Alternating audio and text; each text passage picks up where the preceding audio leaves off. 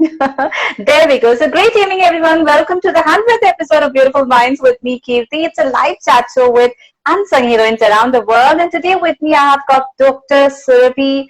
What should I say? If I say Dr. Surabi and all those things, I find it so odd because just a while ago, I have spoken to Surabi and I feel like I should call her like, yo, dude. That's how it goes on. So she is a doctor, she is a food blogger, she is a dancer, and Surabhi, I would say you are a foodie person as well, because once we have spoken, I think I should probably add on that also into your profile, that you are a foodie as well, like me. Absolutely, yes, I am.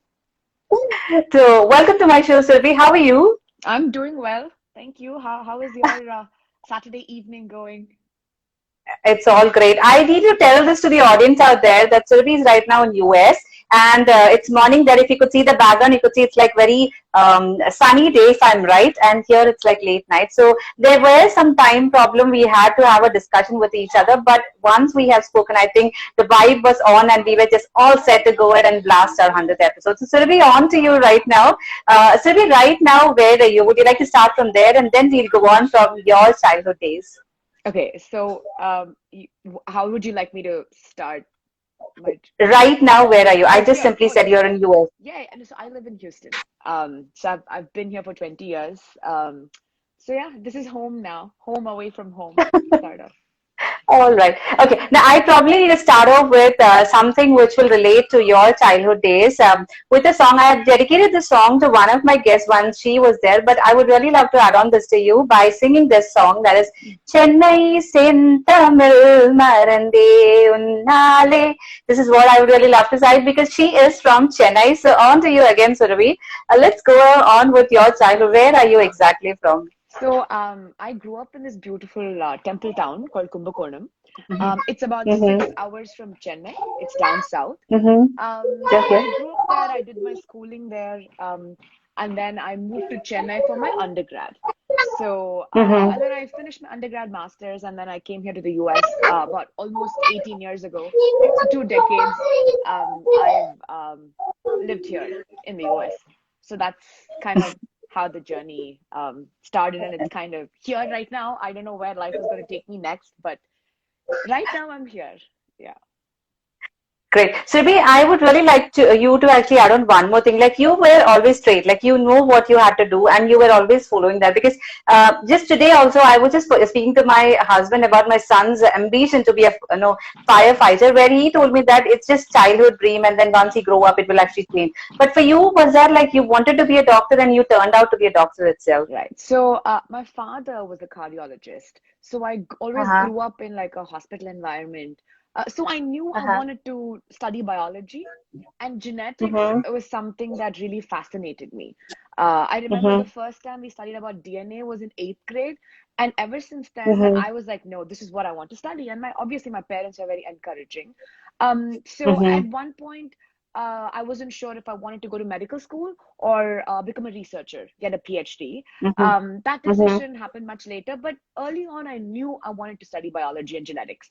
And I knew I wanted to be in the sphere of, the clinical sphere. So that I was very clear. But then after I moved to Chennai, I did my undergrad and my master's in human genetics. And then the path is pretty straightforward, right? You finish your master's and then you go to the US, get a PhD. And it was only during my PhD I truly figured out what exactly I want to study for the rest of my life. So I work on intellectual and developmental disabilities and mostly autism spectrum disorders. So that's something I got into when I started my PhD here in the US.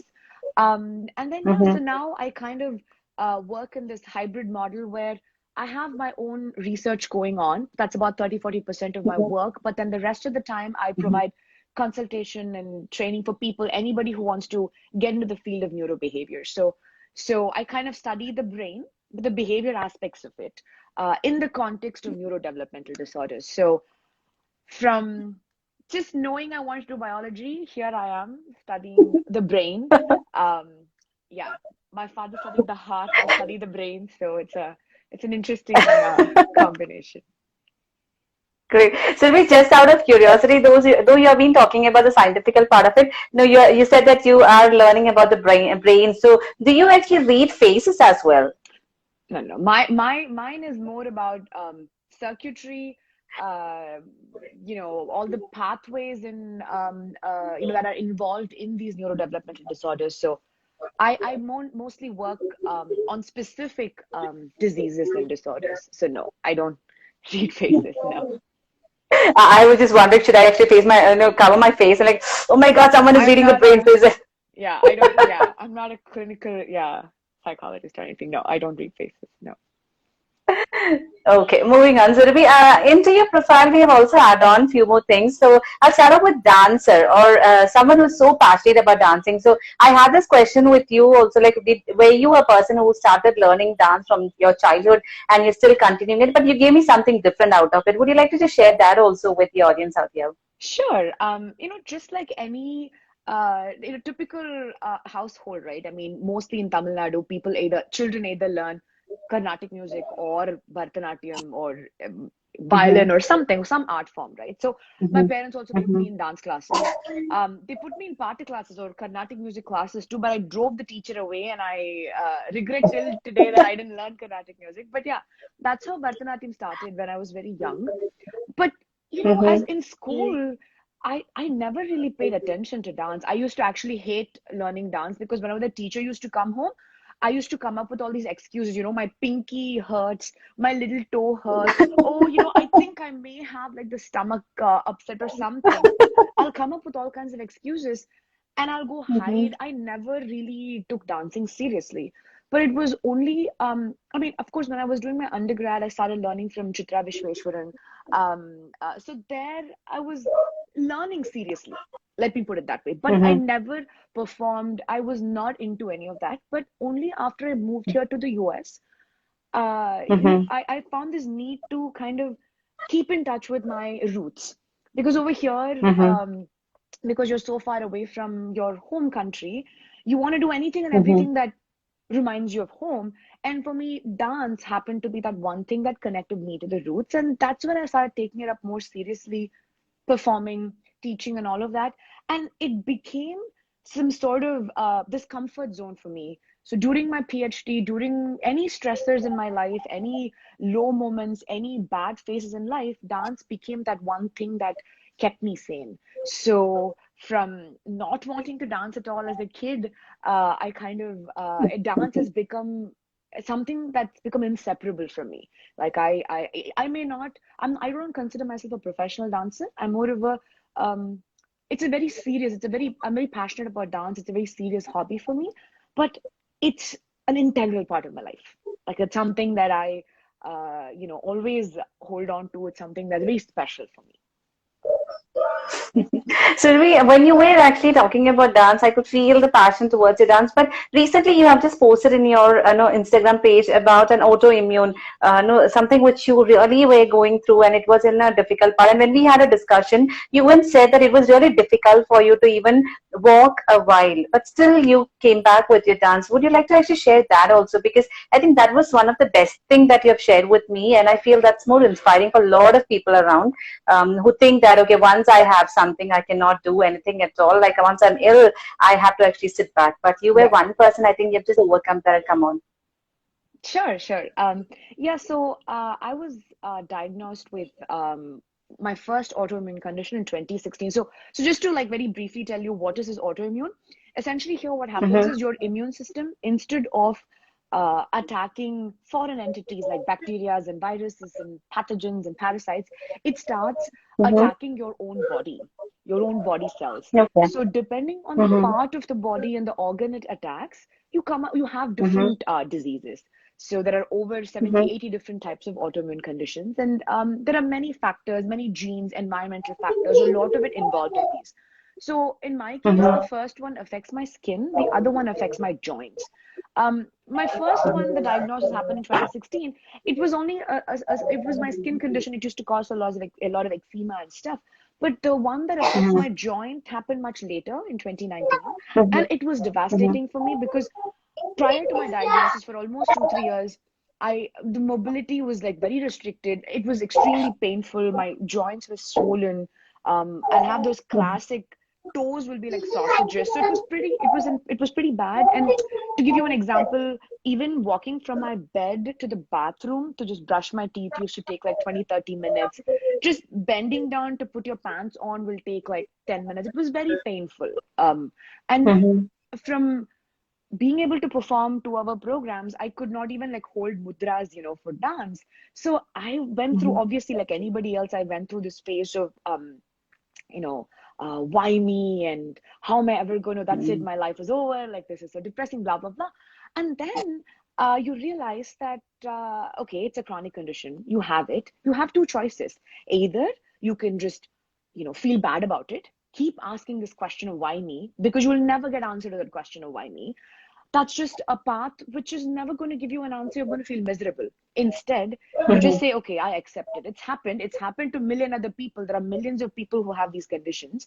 So it happened. So how can I make the best use of what is given to me? So I took that approach. So I got, my doctors are great. So after my diagnosis, I got into the right kind of medication, and then dietary changes and lifestyle modifications. A lot of different things happened. And here I am again back at dancing and doing things that I really love, right? So the main thing that I learned from this whole journey is that this why me question never takes you anywhere. Like you can spend the rest of your life kind of wallowing in self-pity and saying, why me? Oh my God. There are people out there who, are struggling with similar things or have it much worse. So for me, I just took it as a challenge. I said, no, I'm not going to let my disease or my disorder define who I am.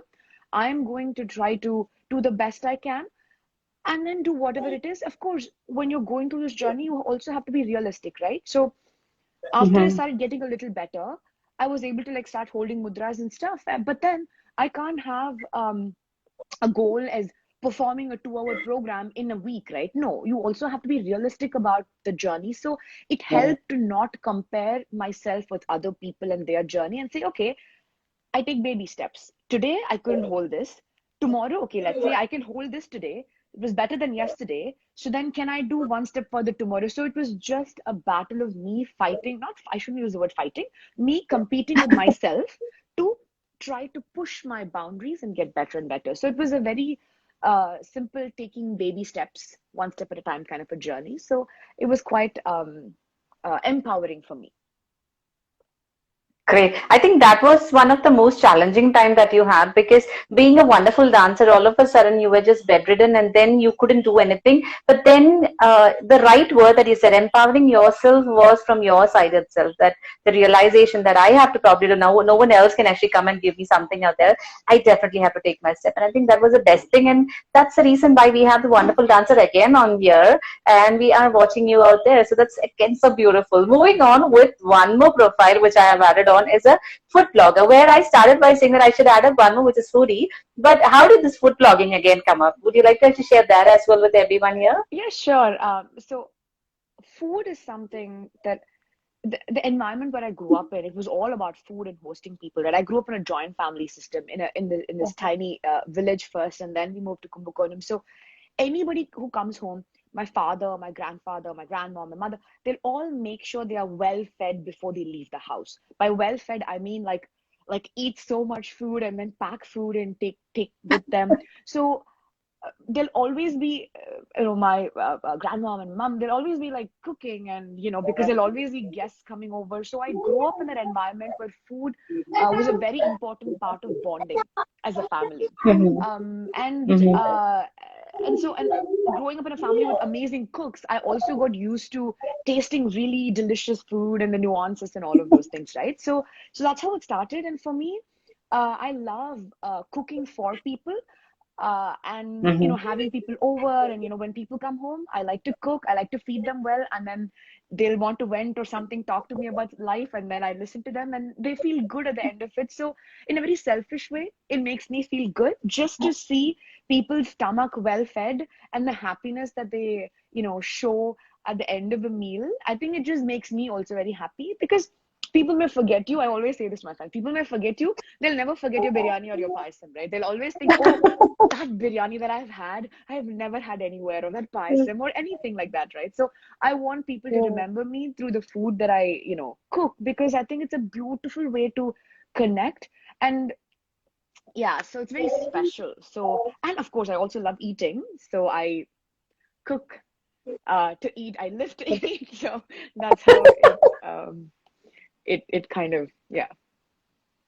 I was just about to add on this part, which we both were, on an equal note, that people actually live to like eat to to live. live, but we are on the other side where we actually Live to eat. live to eat. Yeah. So I think there were many hearts which were popping up when you said about this part, because most of us actually really love food a lot. So when it comes to food, every single thing could be compromised, I guess. And someone who loves to explore, it's like always there. But I think this is the reason why this is not the only reason why you actually started blogging.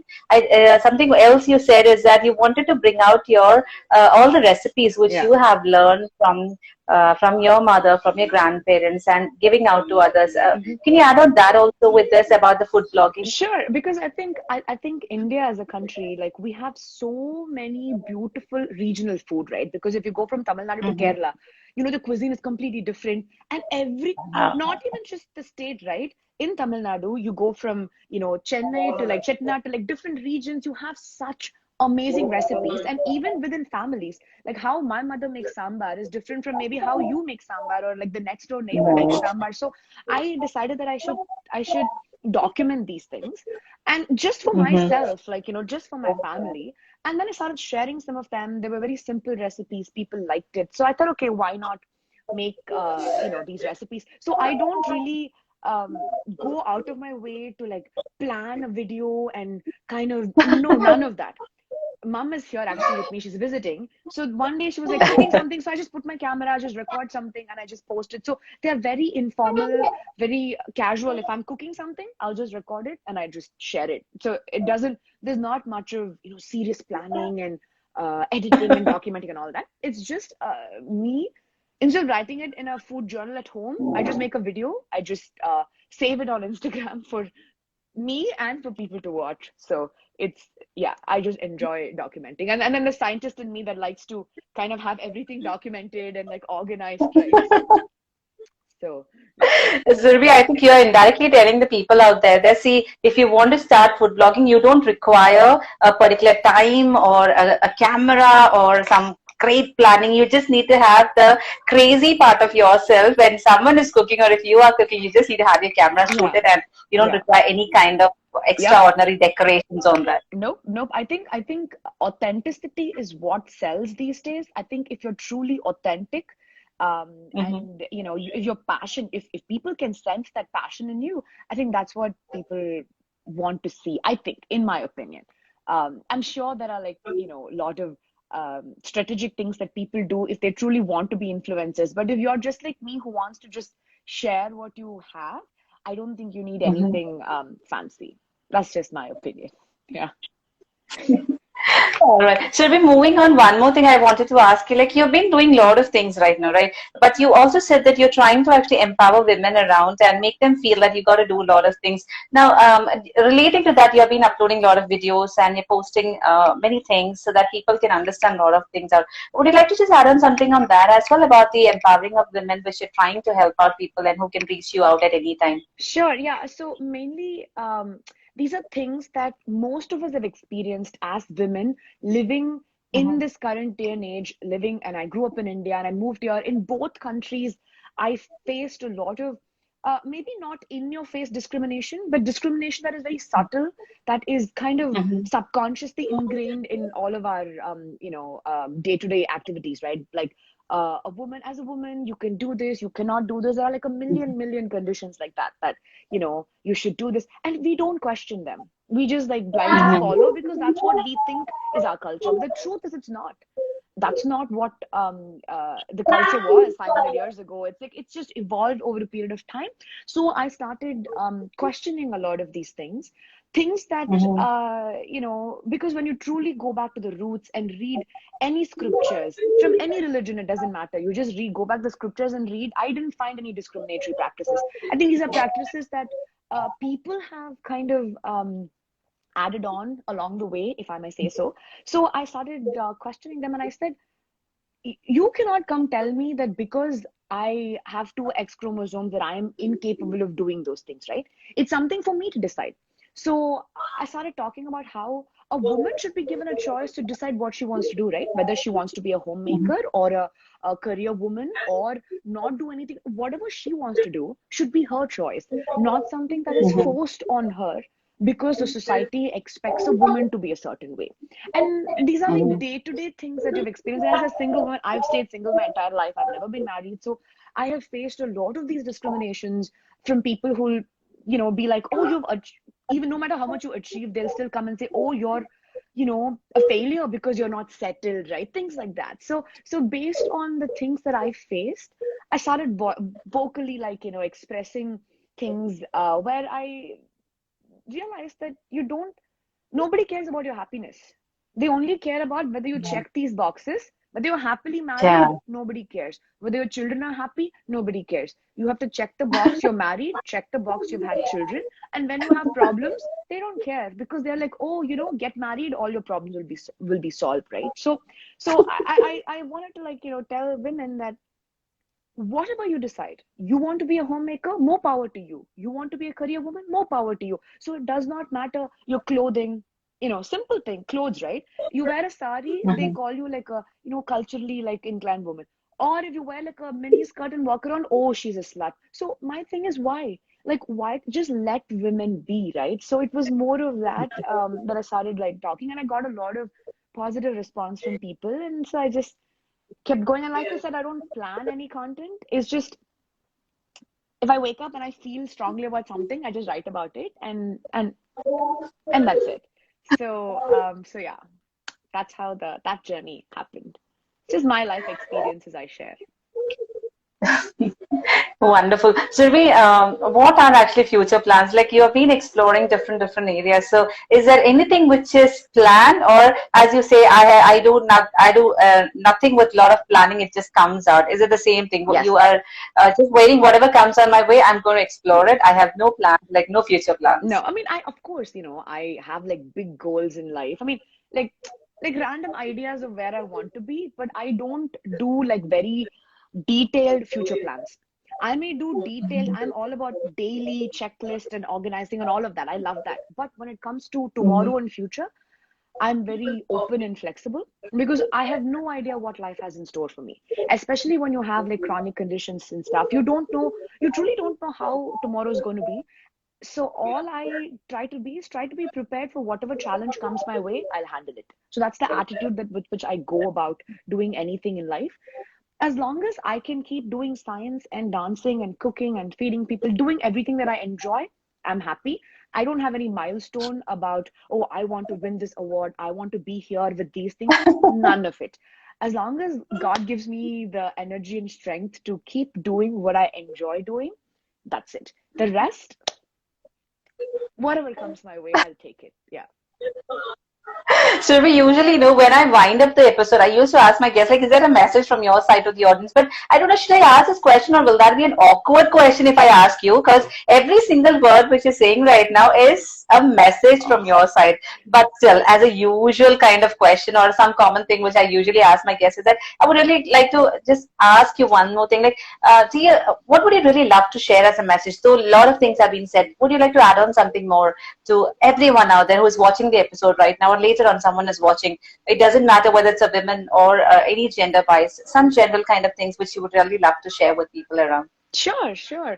Over the years, society, we kind of don't truly explore our potential because we are clouded by society's judgment of what we should do and should not do. And this is across all genders. I'm not even talking about a specific gender. I think it's high time we ignore and forget about the society's expectations of us and truly start doing what makes us happy. I think that's the message I would want to tell people. So because the more you start worrying about, oh my God, what is she going to think? What is he going to think? What is the next door auntie going to think? You will never be able to live your life. So I think it's high time we ignore those negative voices are coming, towards us, and truly start doing what makes us happy and enjoy this precious life that's given to us. That's it. I think, Surabhi, if we do the same thing, people might call us selfish. But on your note, I would just add on, like, if people call you selfish, yes, I am selfish. Yep, exactly. It's okay. I mean, it is what it is. Just do what makes you happy, because I think it's a beautiful life. I think we should never waste it, because, like I said, you have no idea what tomorrow has in store, right? Today you have this life. It's a beautiful life. It's a beautiful day. Let's make the best use of it, and just be happy. Perfect. Surabhi, I have never ever given a surprise to any of my guests till now, why with a question or anything. But I would really like to ask or request you one thing, that you said you actually missed those party classes which you have missed out. Would you like to actually sing something for us on the special occasion, or would you find it like, oh my God, you gave me such a surprise, I'll get a heart attack right now? Yeah. If I sing, those people who are joining will immediately disconnect this live and run away. Like I said, I cannot sing to even save my life. I am terrible at singing. So yeah, I will skip that. No worries, Surabhi. Anyways, thank you so much for being a part of this episode today. It's an honor to have you here, because you wouldn't believe, when I posted our poster, I did get messages from a couple of people saying that we are looking forward for this episode. We really want to meet this person. I got a message. Someone said that I love her. Oh, so I said, okay, now you gotta love me as well, because I'm trying to bring her out. Thank you so much. And I'm so happy that you're bringing out stories of normal day-to-day women, right? Because we typically only see celebrities and influencers getting showcased. So I'm very so happy to see that you're bringing out these beautiful stories of all these women who share so many different perspectives. So thank you for doing that. It's an honor, seriously, Surabhi. It was so good to know you. As I have told you also, I would really love to tell this to the audience. When people ask me, what do I get out of it? Trust me, I get inspired every Saturday when I meet a women out there, and I'm so much inspired with 100 women I have met. I'm being very clear on this 100 part of it, because when we started our journey, I never had a thought like I could run this every weekend. But then it was so good that there were a lot of people, including you, who has been a part of this and made it a real great success. So looking forward for more episodes coming up with wonderful people like you again. Wish you all the very best, Surabhi, for all the things that you're doing right now, and we are looking forward for more explorations from your side. Unplanned things which comes out in a big packet. That is something that you're trying to bring it out every time. Absolutely. So keep smiling. Yeah, keep smiling, and just thank you so much. I don't know what should I say you, but with all my heart, thank you so much for being a part of this and making it so wonderful. Lovely, and lovely connecting with you, and look forward to all your new episodes. Thank you so much. And to the audience out there, people, thank you so much for joining us tonight. And it is so wonderful on the 100th episode. I've got a lot of people around me here. Please keep supporting us again. Next weekend, you will have another interesting lady with us to share her story with us. So until and unless, as I always say, keep smiling, take proper care of yourself, and have a great weekend ahead. Yeah. Surabhi, to you also, have a great weekend ahead. You too. Bye. Thank you. Bye-bye.